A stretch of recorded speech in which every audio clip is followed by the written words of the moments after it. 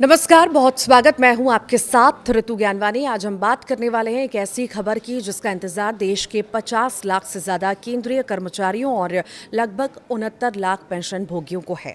जी हां, हम बात कर रहे हैं 8वें वेतन आयोग की। 8वां वेतन आयोग अब सिर्फ चर्चा नहीं रहा, बल्कि इस पर काम तेज़ी से चल रहा है।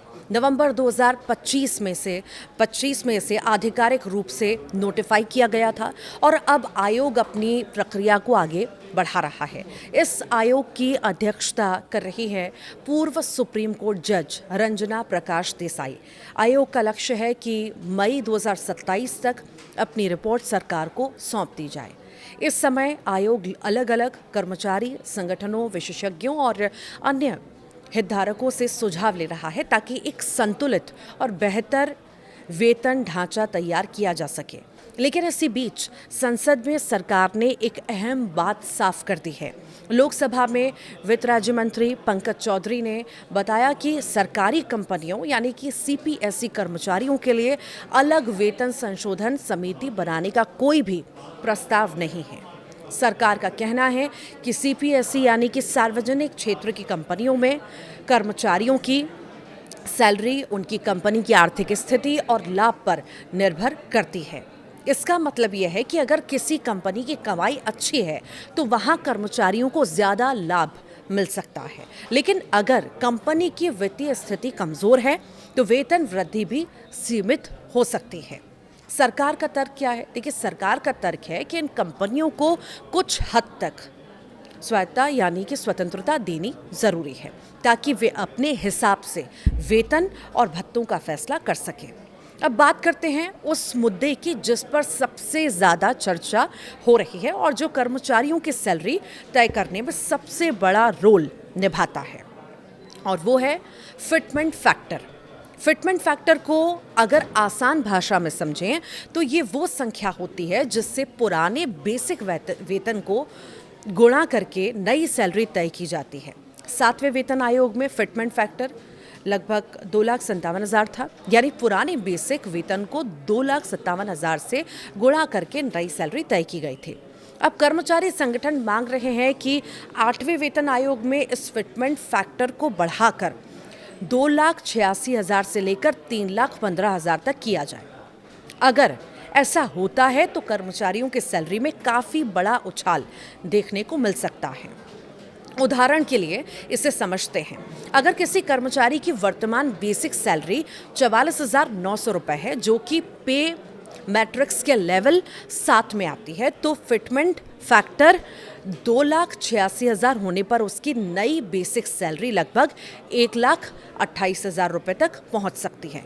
यानी सैलरी में बहुत बड़ा अंतर देखने को मिल सकता है। अब सवाल ये भी है कि सबसे ज़्यादा फायदा किसे होगा? तो देखिए, विशेषज्ञों का ये कहना है कि ग्रुप सी यानी कि निचले स्तर के कर्मचारियों को इसका सबसे ज़्यादा लाभ मिल सकता है। क्यों?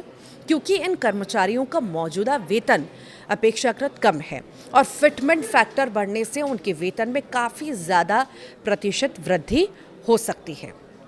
इसके अलावा जब बेसिक सैलरी बढ़ती है तो कई और भत्ते भी अपने आप बढ़ जाते हैं, जैसे कि हाउस रेंट अलाउंस यानी HRA, ट्रैवल अलाउंस और बाकी और अन्य भत्ते। इसका मतलब ये है कि कर्मचारियों की इन हैंड सैलरी भी काफ़ी बढ़ सकती है। अब बात करते हैं एक और बड़े मुद्दे की, एरियर। नियम के मुताबिक 8वां वेतन आयोग 1 जनवरी 2026 से लागू माना जाएगा, लेकिन इसकी रिपोर्ट 2027 में आने की संभावना है। ऐसे में अगर सरकार 2027 में इसे लागू करती है तो कर्मचारियों को जनवरी 2026 से लेकर लागू होने की तारीख तक का पूरा बकाया यानी एरियर मिलेगा। विशेषज्ञों का मानना है, उनका अनुमान है कि एक औसत कर्मचारी को करीब 1.5 लाख से लेकर 4 लाख रुपए तक का एरियर मिल सकता है, यानी कर्मचारियों के लिए एक बड़ी आर्थिक राहत साबित हो सकती है। अब बात करते हैं उन सवालों की जो 8वें वेतन आयोग के जरिए कर्मचारियों से पूछे जा रहे हैं। आयोग ने माई गवर्नमेंट पोर्टल पर एक ऑनलाइन प्रश्नावली जारी की है।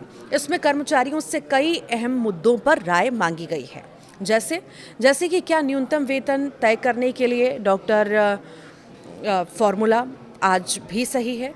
क्या सालाना 3% इंक्रीमेंट को प्रदर्शन यानी परफॉर्मेंस से जोड़ना चाहिए? क्या एमएससीपी योजना के तहत मिलने वाले प्रमोशन के अंतराल को कम किया जाना चाहिए? और क्या महिला कर्मचारियों के लिए चाइल्ड केयर लीव यानी सीसीएल में कुछ सुधार किए जाने चाहिए? इन सवालों पर कर्मचारी 30 अप्रैल 2026 तक अपने सुझाव दे सकते हैं।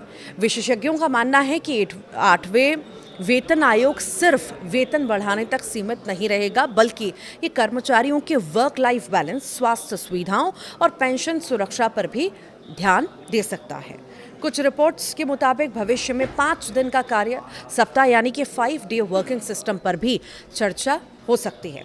और अगर ऐसा होता है तो कर्मचारियों को काम और निजी जीवन के बीच बेहतर संतुलन भी मिल सकता है।